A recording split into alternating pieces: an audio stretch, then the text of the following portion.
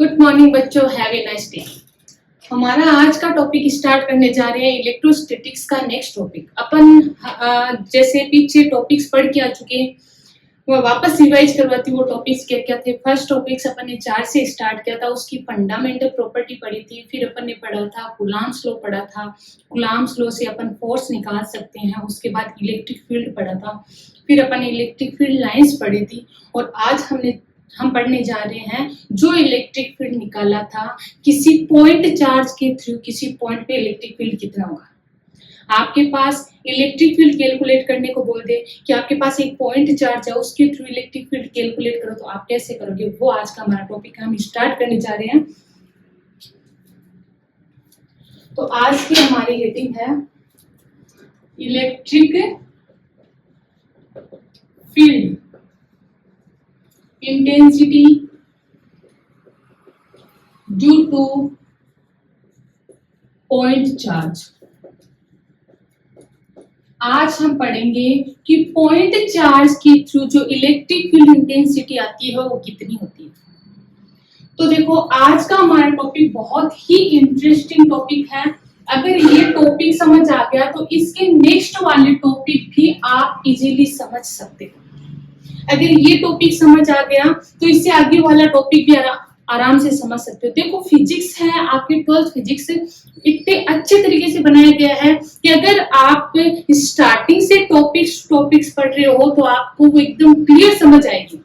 आपको याद भी रहेगा कि कैसे ये एक दूसरे से जुड़े हुए हैं। क्यों? क्योंकि जब तक आप फोर्स नहीं पढ़ते तब तक आपको इलेक्ट्रिक फील्ड का पता ही नहीं चलता कि इलेक्ट्रिक फील्ड क्या है, और जब चार्ज नहीं पढ़ते तब तक आपको ये पता नहीं चलता कि वहां फोर्स क्या है। तो सारे टॉपिक एक दूसरे से क्या है, रिलेटेड है। तो अब हमारा ये टॉपिक क्या है, electric field intensity due two point charge. मैंने एक चीज और नोट करवाई थी, मैंने कहा था कि अगर आपको कोई भी डेरिवेशन, कोई भी न्यूमेरिकल अच्छे से करना है तो सबसे पहले आपको पता होना चाहिए कि वो कहना क्या चाह रहा है, उसकी हेडिंग क्या कहना चाहिए, वो चीज आपको समझ में आना चाहिए। तो देखो, इस हेडिंग को मैं पहले एक्सप्लेन करती हूँ। कहा क्या है, electric field intensity due two point charge. Point charge मैंने बताया था, पॉइंट चार्ज का मतलब आपके पास एक ही चार्ज है और मैंने वो चार्ज ले लिया Q। डाउट मत करना, कैपिटल Q ले लो चाहे स्मॉल q ले लो, दोनों ही चार्ज को शो करते हैं। तो मैंने एक पॉइंट ले लिया A जिस पर एक चार्ज रखा हुआ है Q, और मेरे को इलेक्ट्रिक फील्ड इंटेंसिटी कैलकुलेट करना है। पहले तो अगर आपको इलेक्ट्रिक फील्ड इंटेंसिटी कहीं कैलकुलेट करना है तो ध्यान रखना, पहले तो आपको ये दिया जाएगा कि इस पॉइंट पे आपको इलेक्ट्रिक फील्ड इंटेंसिटी कैलकुलेट करना है। जैसे मेरे को ये बोल दे कि पॉइंट चार्ज Q से 10 मीटर डिस्टेंस पे इलेक्ट्रिक फील्ड इंटेंसिटी कैलकुलेट करो, या फिर ये बोल दे पॉइंट चार्ज के थ्रू 5 मीटर के डिस्टेंस पे इलेक्ट्रिक फील्ड इंटेंसिटी कैलकुलेट करो।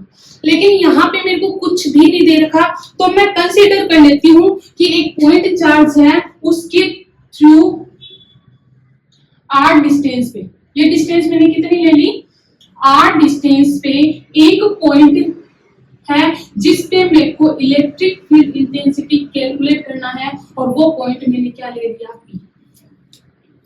कि पॉइंट P पे जो Q से R डिस्टेंस पे है उस पे इलेक्ट्रिक फील्ड इंटेंसिटी क्या करना है, कैलकुलेट करना है।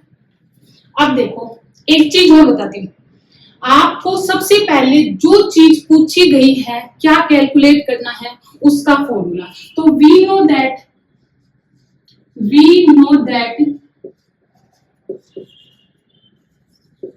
Electric field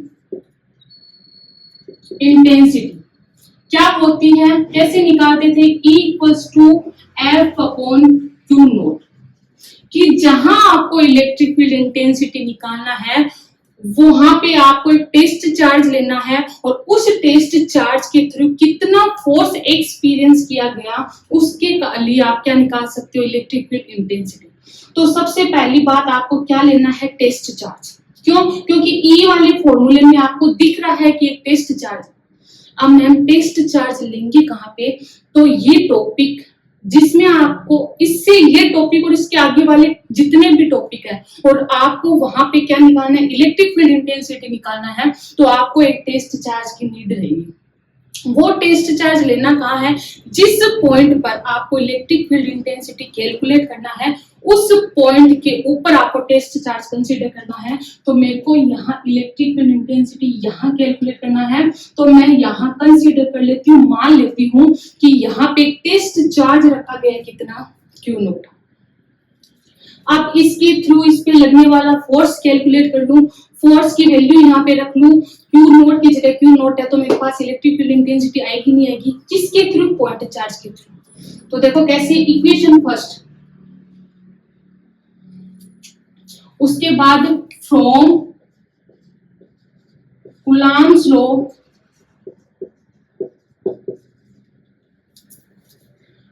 force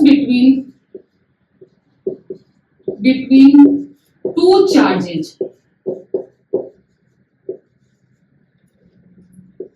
will be, कितना होगा, F की जगह F, K अपन लेके चलते हैं, कौन कौन सा चार्ज है, Q चार्ज, दूसरा चार्ज कितना है, Q नॉट, दोनों के बीच की डिस्टेंस कितनी है, R का अपन क्या लेते हैं, square. Equation number 2, put the value of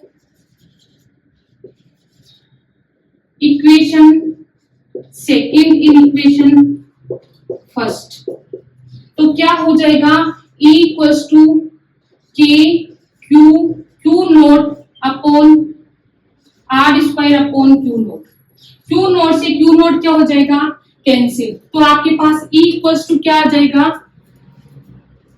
के क्यू अपॉन आर स्क्वायर। अगर वेक्टर फॉर्म में, इन वेक्टर फॉर्म का मतलब क्या है, डायरेक्शन शो करना, तो ई वेक्टर, तो इसकी डायरेक्शन के क्यू आर वेक्टर का होल स्क्वायर, लेकिन डायरेक्शन शो करने के लिए वेक्टर केप होता है, कौन सा केप होगा, जिस डायरेक्शन में आर है उसी डायरेक्शन में केप होगा, कौन सा केप, आर केप, तो वो किसको शो करेगा, ये है electric field intensity due two point charge. अब देखो अगर इसको समझ गए तो नेक्स्ट टॉपिक आपके लिए बहुत इजी हो जाएगा। इसमें देखो आपने पॉइंट चार्ज के लिए निकाला, एक चार्ज के लिए, तो इलेक्ट्रिक फील्ड क्या है, के तो कांस्टेंट रहेगा, वो चाहे आप यहाँ Q1 होगा, Q2 होगा, Q3 होगा, के तो हमेशा कांस्टेंट रहेगा। Q वो चार्ज जिसके थ्रू आपको इलेक्ट्रिक फील्ड निकालना है। तीसरा R वो डिस्टेंस है जहां पर आपको इलेक्ट्रिक फील्ड क्या करना है, कैलकुलेट करना है। तो ये चीज आप निकाल सकते हो, और ये टॉपिक क्या कहलाता है, electric field intensity due two point charge. इसको करो, उसके बाद देखो हम नेक्स्ट टॉपिक पढ़ते हैं। नेक्स्ट टॉपिक इसी से रिलेटेड है, थोड़ा सा चेंज है, थोड़ा सा। अगर ये टॉपिक समझ आ गया तो नेक्स्ट टॉपिक इजीली आपको समझ आ जाएगा। क्या कहना चाह रहा है नेक्स्ट टॉपिक, नेक्स्ट टॉपिक है कि जहां पे आपने पॉइंट चार्ज लिया है वहां एक पॉइंट चार्ज ना लेके अब आपके पास एक सिस्टम है, electric field intensity due to system of charges, system of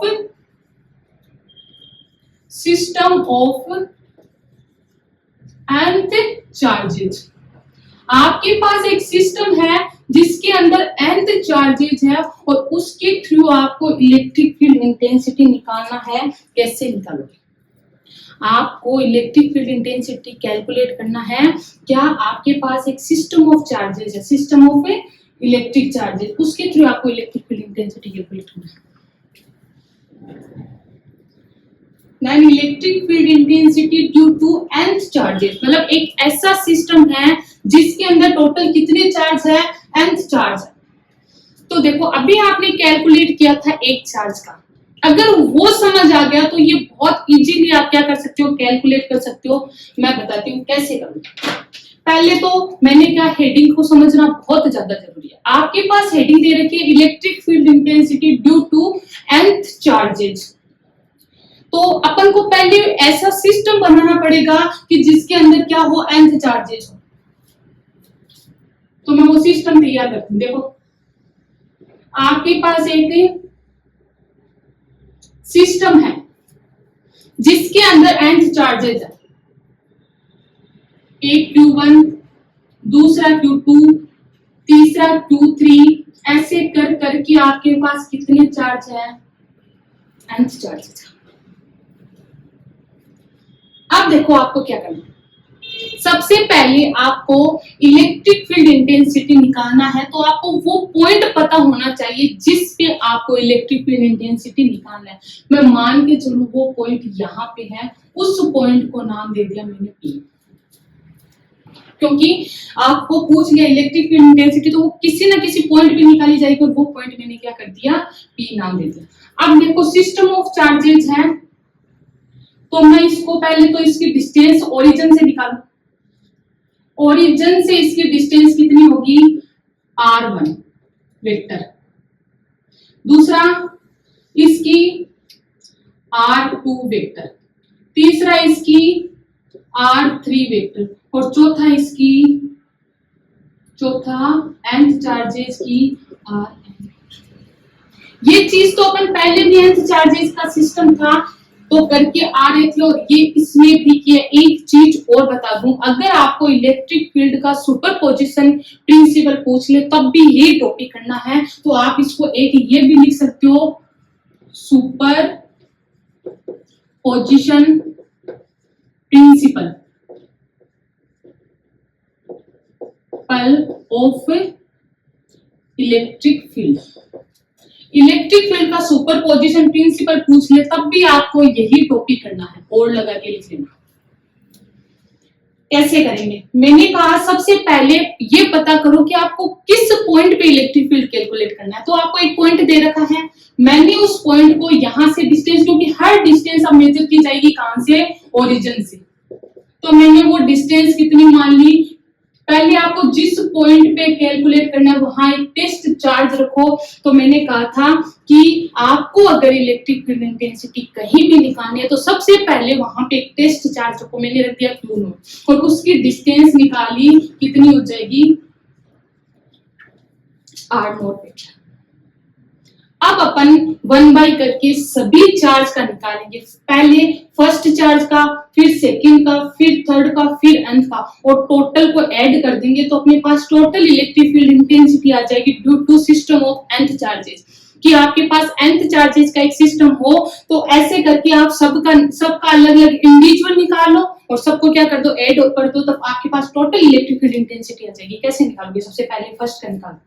first का आप क्या निकालोगे, इलेक्ट्रिक फील्ड इंटेंसिटी। आपको पता है जिस पॉइंट पे निकालना है, मैं कह रही हूँ Q1 चार्ज के थ्रू इस पॉइंट पे, क्योंकि पॉइंट P पे तो आपके पास क्या क्या होना चाहिए। लास्ट टॉपिक में ये पढ़ा था कि आपके पास एक तो चार्ज पता होना चाहिए, ठीक है, मेरे को पता है चार्ज कितना है Q1।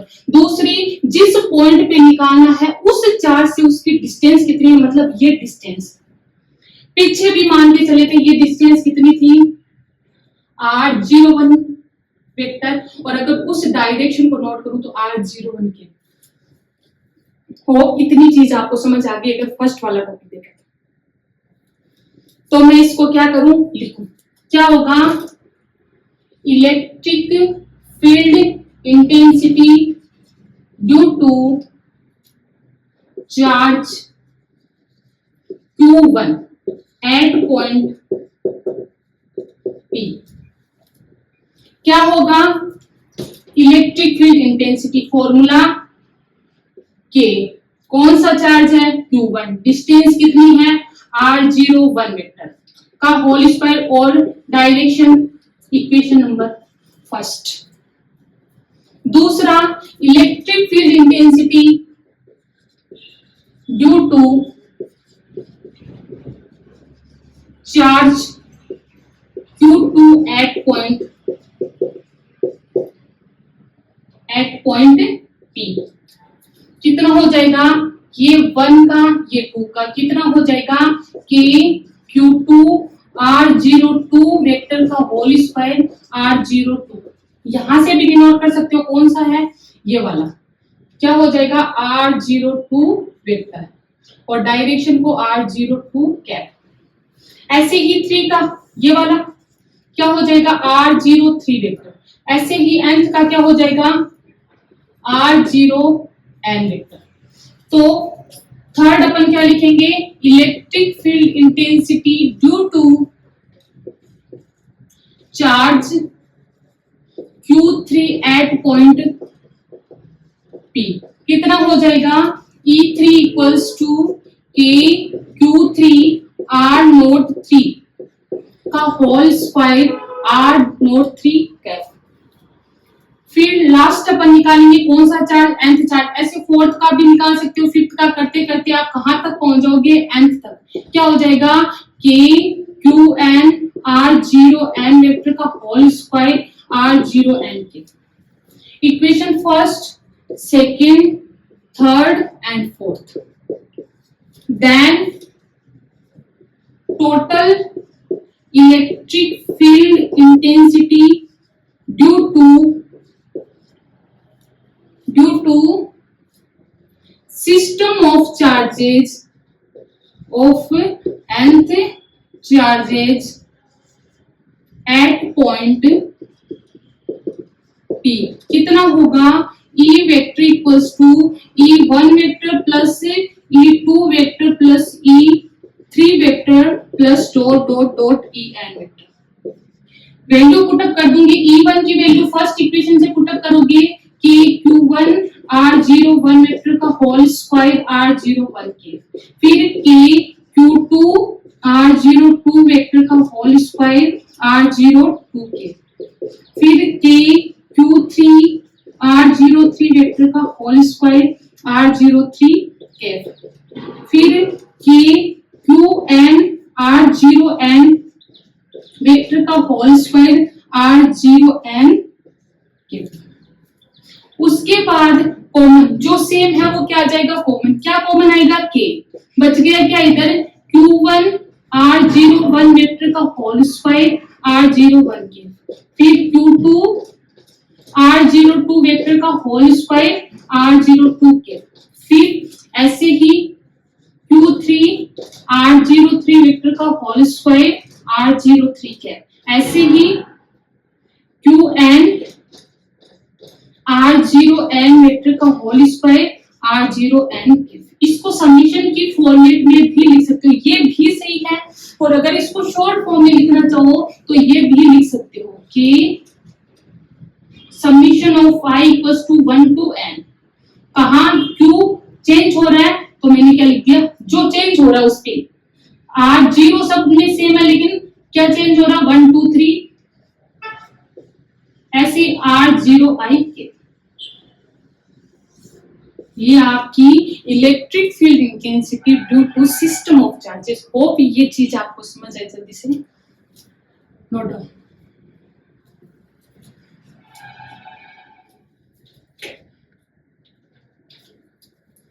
गुड मॉर्निंग बच्चों, have a nice day. Next अपना टॉपिक स्टार्ट करने जा रहे हैं। कौन सा टॉपिक हो सकता है नेक्स्ट, इसी चैप्टर का नेक्स्ट टॉपिक है। पहले मैं लिखती हूँ फिर उस टॉपिक के बारे में अपन बात करेंगे। Electric flux.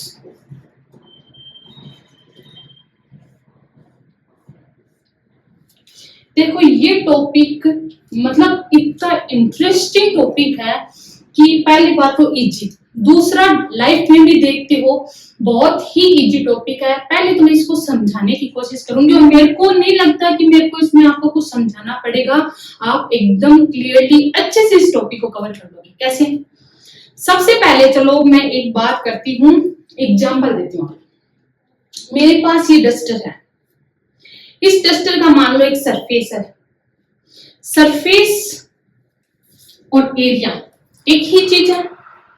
जैसे ये बोर्ड मान लो, ये बोर्ड, इसकी एक तो लेंथ है L और ये क्या है, ब्रीथ है B। दो चीजें हैं, ये पूरा का पूरा इसका सरफेस ही तो हो गया। और अब आपको याद रखना कोई भी सरफेस होता है, एरिया होता है, वो एक वेक्टर क्वांटिटी होती है। एरिया एक वेक्टर क्वांटिटी होती है, मतलब उसकी डायरेक्शन भी होती है। क्यों होती है पहले वो और बता दूं। Area equals to length. आपको पता है अगर फिजिक्स में क्रॉस साइन जहां आता है वहां कौन सा, L B sine theta N के। एंड केफ किसको शो करता है, डायरेक्शन को शो करता है। इसलिए एरिया एक कौन सा वेक्टर है, एरिया एक क्या है, स्केलर क्वांटिटी ना होकर वेक्टर क्वांटिटी है। पहली चीज तो ये समझ आनी चाहिए। अब मैम वेक्टर क्वांटिटी है तो इसकी डायरेक्शन कहाँ होगी, एरिया ये पूरा का पूरा सरफेस ये एरिया तो है, इसकी डायरेक्शन याद रखना या तो परपेंडिकुलर, इसके हमेशा परपेंडिकुलर होती है। अब परपेंडिकुलर या तो ऐसे बाहर की ओर निकली हुई होगी, ऐसे ये सरफेस है तो सरफेस के परपेंडिकुलर आउटवर्ड। मैडम पीछे भी तो कर सकते हो, बिल्कुल। आप क्या करोगे, इसकी दूसरी डायरेक्शन अगर मैं उधर से देखूं तो इनवर्ड, परपेंडिकुलर इन भी है परपेंडिकुलर आउट भी है, तो किसी भी सरफेस की दो डायरेक्शन होती है, परपेंडिकुलर आउटवर्ड भी हो सकती है और परपेंडिकुलर इनवर्ड भी हो सकती है। लेंगे कौन सी, जो आपके लिए सूटेबल, जो आपको अच्छी लगे, दोनों ही सही है। अगर आपको ये लेना है तब भी सही है और पीछे वाला लेना है तब भी सही है, लेकिन छोटा सा हिंट दे देती हूँ, जितना मैंने समझा है कि आपको अगर एरिया वेक्टर कहीं लेना है तो आप देखना वो जिस फिजिकल क्वांटिटी के साथ जुड़ा हुआ है उसके साथ मिनिमम एंगल बने, वो एरिया वेक्टर लेना है। जैसे एक तो इधर एरिया वेक्टर है, एक परपेंडिकुलर इनवर्ड भी है, एक आउटवर्ड भी है।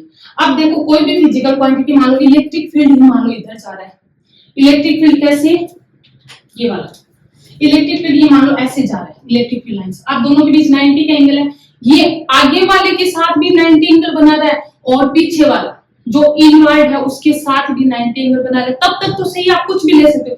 लेकिन अगर ये इलेक्ट्रिक फील्ड लाइंस ऐसे जा रही है तो अब देखो ये एंगल कम हो गया और वो एंगल बढ़ गया, तो आप हमेशा वो एंगल लेना जो हमेशा क्या हो, मिनिमम।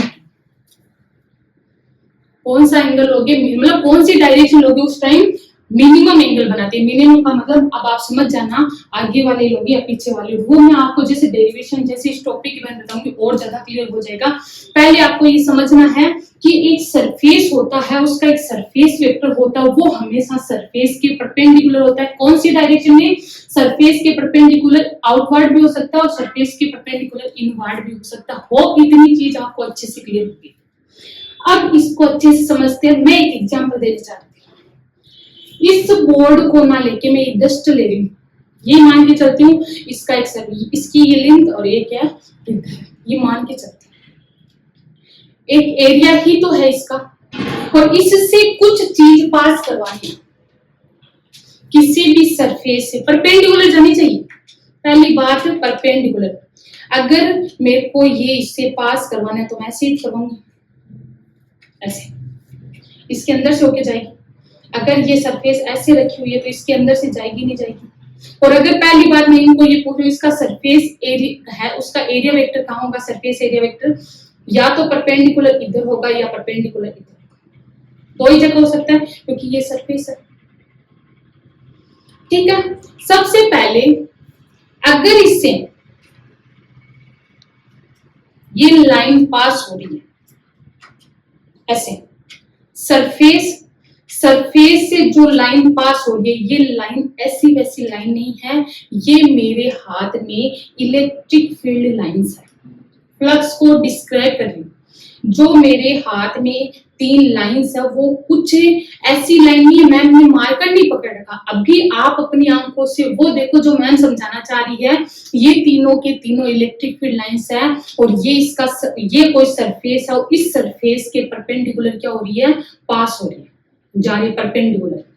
सरफेस ऐसे रखा हुआ है और उसका एरिया वेक्टर आप समझ जाना, या तो इधर और या उस साइड, क्योंकि ऐसे रखा हुआ है और ऐसे इलेक्ट्रिक फील्ड लाइंस पास हो रही है। अब फ्लक्स की डायरेक्शन, फ्लक्स की डेफिनेशन क्या है, किसी भी सरफेस के, ये कुछ भी सरफेस बड़ा छोटा हो सकता है, किसी भी सरफेस के परपेंडिकुलर, ये सरफेस ऐसे रखा हुआ है, किसी भी सरफेस के परपेंडिकुलर पास होने वाली इलेक्ट्रिक फील्ड लाइंस की इलेक्ट्रिक फील्ड लाइंस को ही क्या कहते हैं, इलेक्ट्रिक फ्लक्स कहते हैं। किसी भी सरफेस के परपेंडिकुलर पास होने वाली, परपेंडिकुलर होनी चाहिए, परपेंडिकुलर पास होने वाली इलेक्ट्रिक फील्ड लाइंस ही क्या कहलाती है? इलेक्ट्रिक फ्लक्स कहलाती है, जिसको फाई से डिनोट किया जाता है। हो कितनी चीज समझ गए? डेफिनेशन लिख लीजिए। Electric field lines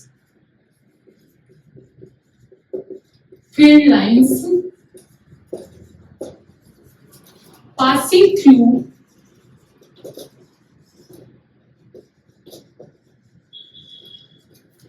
perpendicular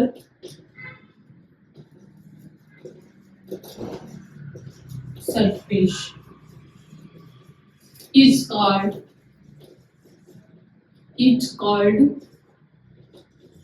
electric flux, which is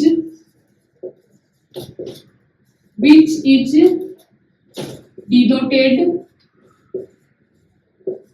by phi। ये फाई ऐसे बना रखा है, देखो ऐसे करके ऐसे फाई, इसको बोलते हैं फाई, सिंबल है इलेक्ट्रिक फ्लक्स का। मैम ने क्या बताया था कि इलेक्ट्रिक फील्ड लाइंस क्या किसी भी सरफेस से पास होने वाली, किसी भी सरफेस से परपेंडिकुलर पास होने वाली इलेक्ट्रिक फील्ड लाइंस ही क्या कहलाती है? इलेक्ट्रिक फ्लक्स कहलाती है। मैम इसका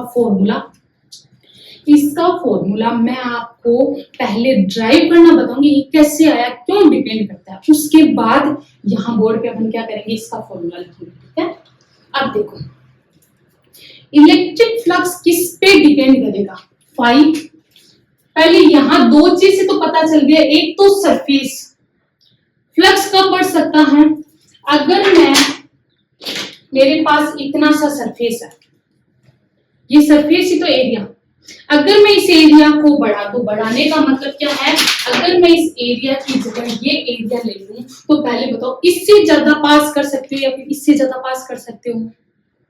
समझ आ गया ना कि जितना ज्यादा सरफेस होगा उतनी ज्यादा इलेक्ट्रिक फील्ड लाइंस पास हो सकती है। कैसे? अगर आप इससे 10 इलेक्ट्रिक फील्ड लाइंस भेज सकते हो तो इससे आप 20 भेज सकते हो।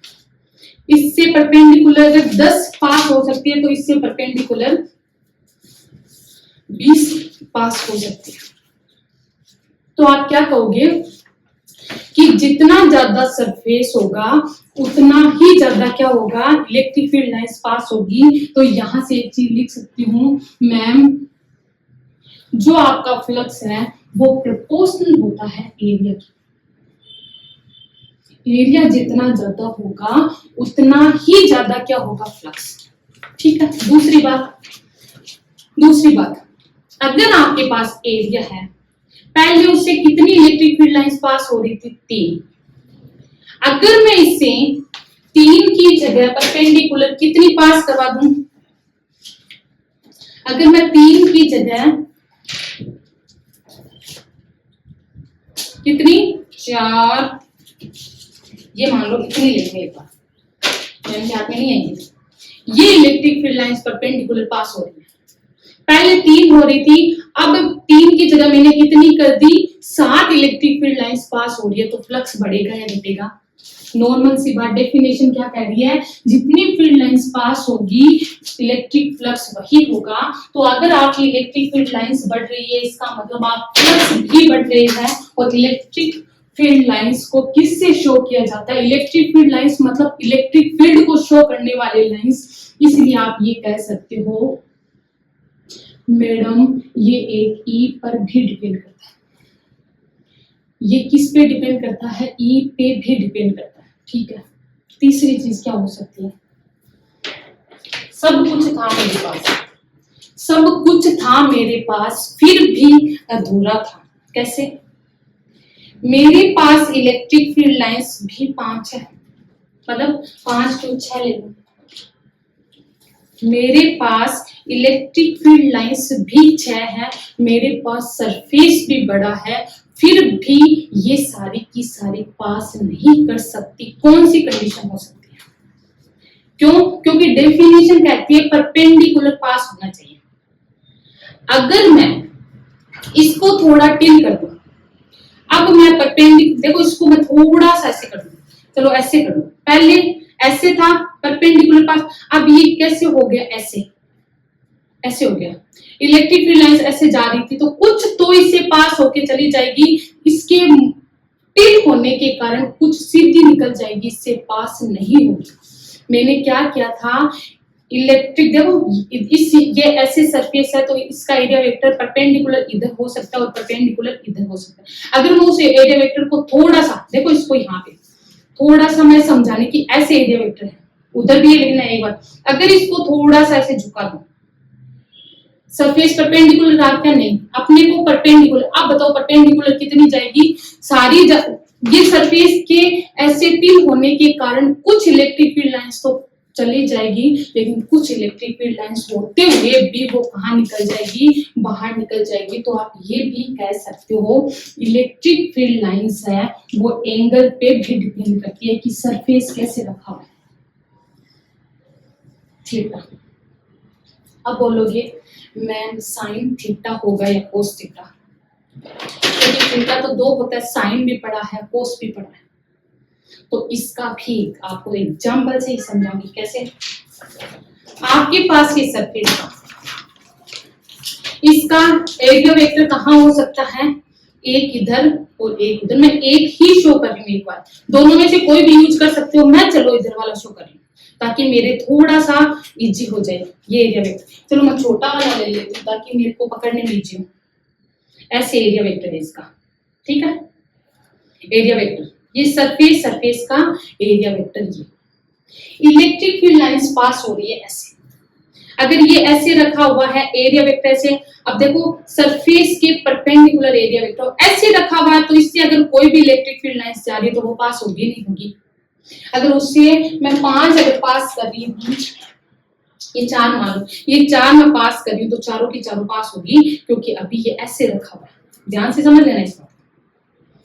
क्या कह सकते हो कि यहाँ से एक इलेक्ट्रिक फील्ड लाइंस पास होके इधर गई, अब देखो उस इलेक्ट्रिक फील्ड लाइंस को पकड़ रही हूँ, इलेक्ट्रिक फील्ड लाइंस है रेड कलर का, रेड कलर वाला इलेक्ट्रिक फील्ड लाइंस है, और ये क्या है जो ब्लैक है उसको क्या है एरिया वेक्टर। अब देखो दोनों के बीच में जो एंगल बना हुआ है, ये इन दोनों के बीच का जो एंगल है ये ऐसे रखा हुआ, तो दोनों के बीच का एंगल क्या है, दोनों पैरेलल दो भी लाइंस होते हैं, उनके बीच एंगल कितना है 0 डिग्री।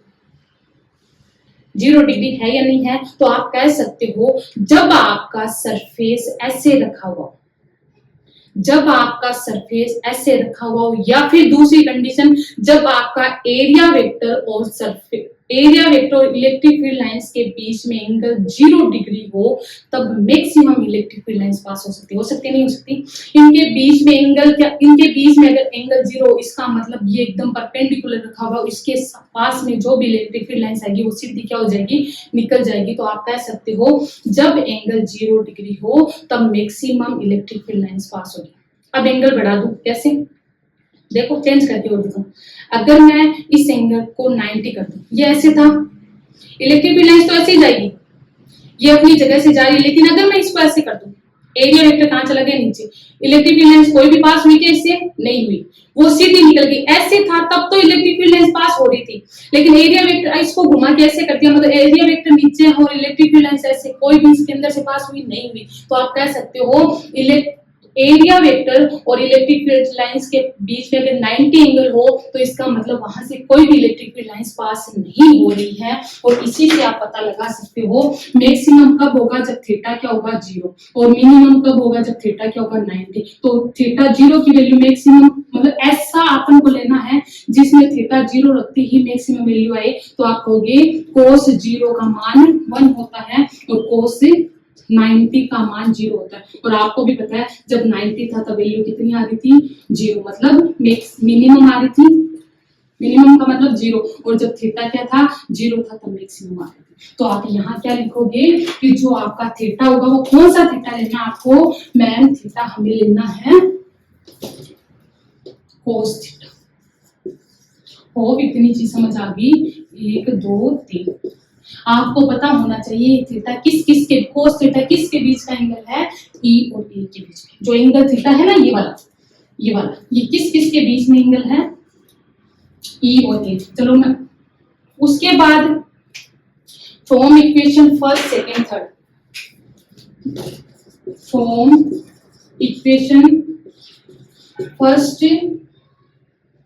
सेकेंड एंड थर्ड क्या लिख सकते हैं, 5 proportional E A cos theta.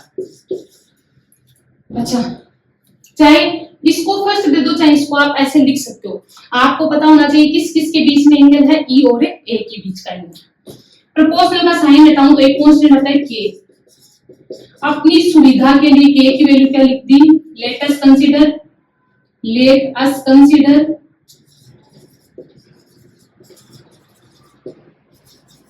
k equals to 1, then phi equals to क्या आ जाएगा, e a cos थीटा। और अगर इस phi को लिखना चाहो तो e vector dot a vector ऐसे भी लिख सकते, ऐसे भी लिख सकते। होना क्या चाहिए, ये सरफेस है, सरफेस के ये area vector perpendicular electric field lines pass होती है। समझ आ गया? चलो ये डायग्राम मैं आपको जब इसकी केस बनाऊंगी ए बी सी डी तब बताऊंगी। और यहां से ये भी एक चीज पता लगा सकते हो, दो वेक्टर क्वांटिटी का अगर डॉट प्रोडक्ट हो तो हमेशा कौन सी क्वांटिटी आती है, स्केलर। तो आप ये भी कह सकते हो कि जो आपका फाई है वो कौन सा है, इलेक्ट्रिक फ्लक्स। इलेक्ट्रिक फ्लक्स है कौन सी क्वांटिटी, स्केलर क्वांटिटी। तो आप लिख सकते हो electric flux is a scalar quantity. इसका आप क्या निकाल सकते हो, यूनिट। इलेक्ट्रिक फ्लक्स की यूनिट क्या होती है, इसकी क्या होती है, न्यूटन कूलाम। इसकी क्या होती है, मीटर स्क्वायर। ये भी लिख सकते हो, वरना आप एक चीज ये भी लिख सकते हो, फ्लक्स को वेबर, इलेक्ट्रिक फ्लक्स को वेबर भी लिख सकते हो, वेबर वेबर। समझ आ गया क्या? उसके बाद डायमेंशन भी निकाल सकते हो। डायमेंशन क्या हो जाएगा, फाई की Newton m1 L1 T-2, coulomb की A1 और इसकी क्या हो जाएगी L, तो कितनी आ जाएगी m1 L3 T-3 A-। ये है इलेक्ट्रिक फ्लक्स। फिर इसके बाद इसके केस पढ़ेंगे कि इसके केस कैसे, क्या क्या केस है इसके।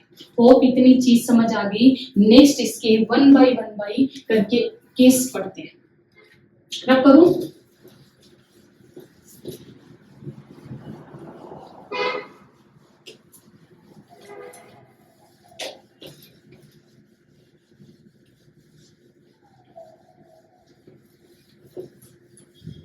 अपने पास जो फॉर्मूला आया है उसी बेस पे इसके केस पढ़ते हैं। केस फर्स्ट, केस फर्स्ट क्या कहता है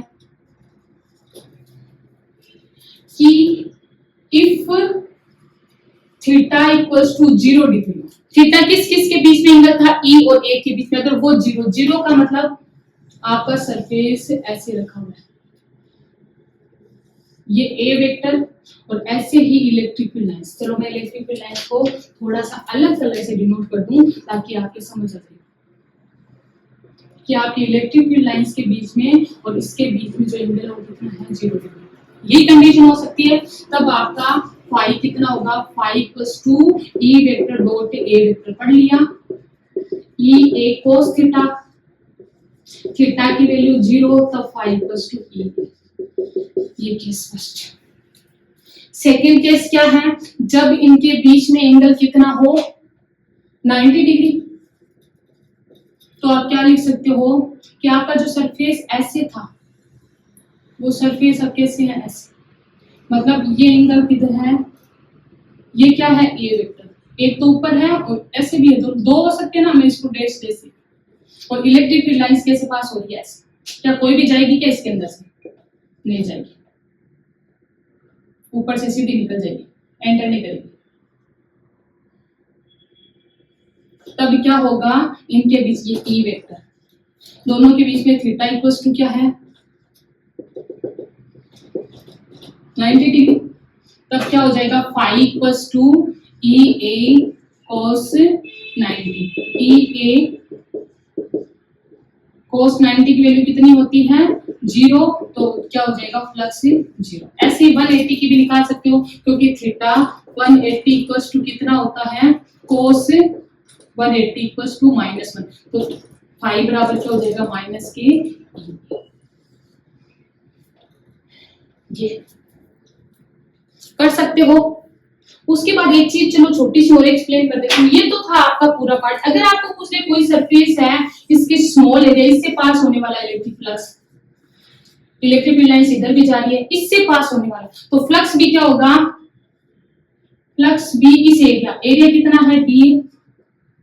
इलेक्ट्रिक फील्ड लाइंस को किससे डिनोट करते हैं, ई, क्योंकि ये एरिया पहले पूरा ए था और इतना सा पार्ट जो आपने लिया ना, ये वाला, ये एरिया कितना है, डी। आपको तो इस एरिया से पूछ ले इलेक्ट्रिक फील्ड, तो आपको क्या लिखोगे, फाई, अब क्या होगा, डी फाई लिख दूं, क्योंकि छोटा स्मॉल, क्या हो जाएगा, ई vector dot D A vector. ये भी चीज याद, अगर स्मॉल एरिया है तो इलेक्ट्रिक फ्लक्स कैसे डिनोट करोगे, ऐसे। होप इतनी चीज आपके समझ आ गई होगी। ठीक है, ये अपना इलेक्ट्रिक फ्लक्स वाला टॉपिक हुआ। फिर नेक्स्ट टॉपिक हम पढ़ेंगे इलेक्ट्रिक डाइपोल क्या होता है, वो भी बड़ा इंटरेस्टिंग टॉपिक है, ये देखिए।